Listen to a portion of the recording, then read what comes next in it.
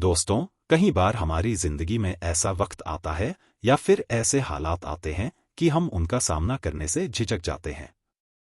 बस उस हालात से पीछा छुड़ाने की कोशिश करते हैं। दिल में एक अनजान डर बस जाता है। उन हालातों से पीछा छुड़ाने के लिए जाने या अनजाने में कुछ ऐसे कदम उठा लेते हैं जिसका अंजाम आगे चल के हमें या हमारे प्रियजनों को भुगतना पड़ता है। तो ऐसे हालातों से निपटने के लिए क्या किया जाए? तो चलिए इसे स्वामी विवेकानंद जी के जीवन की एक कहानी से समझने की कोशिश करते हैं। एक बार स्वामी विवेकानंद जी ने संन्यास लेने का निश्चय किया और काशी के लिए निकल गए। काशी पहुंच के वो रीति रिवाजों से पूजा पाठ किया और ध्यान लगाने के लिए एक जगह की तलाश करने लगे। कुछ दूर चलते ही उन्हें एक बरगद का पेड़ दिखाई दिया। उस बरगद के पेड़ के नीचे पिंडी पर ध्यान केंद्रित करने की कोशिश करते समय उन्हें अचानक एक खतरे का एहसास हुआ। उस बरगद के पेड़ में बंदरों का एक समूह रहता था। उनमें से कुछ नीचे उतरे और विवेकानंद जी को घेर लिया। यह देखकर विवेकानंद जी के मन में डर छा गया।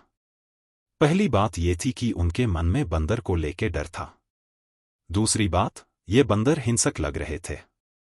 इस डर से कि बंदर उन पर हमला कर उन्हें काट लेंगे, वो वहां से भागने लगे। लेकिन परिणाम उल्टा हुआ। उन्हें भागता देखकर और भी बंदर पेड़ से नीचे उतर आए और उनका पीछा करने लगे। विवेकानंद जी ये जानते थे कि यह और भी खतरनाक है। लेकिन तभी उन्हें आश्चर्य हुआ कि मैं ये क्या कर रहा हूं? मैं क्यों भाग रहा हूं? यह सोचकर वो मुड़े और सीधे खड़े हो गए और बंदरों के झुंड को अपलक नयन में घूरने लगे।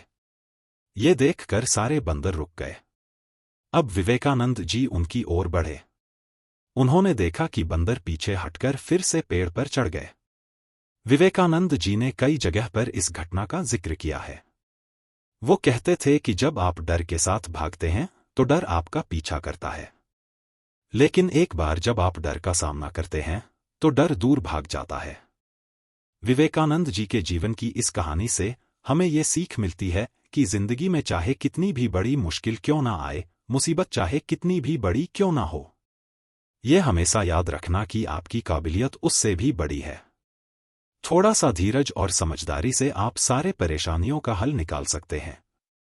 तो दोस्तों, लगे रहिए, डटे रहिए और हम मिलते हैं अगले वीडियो में।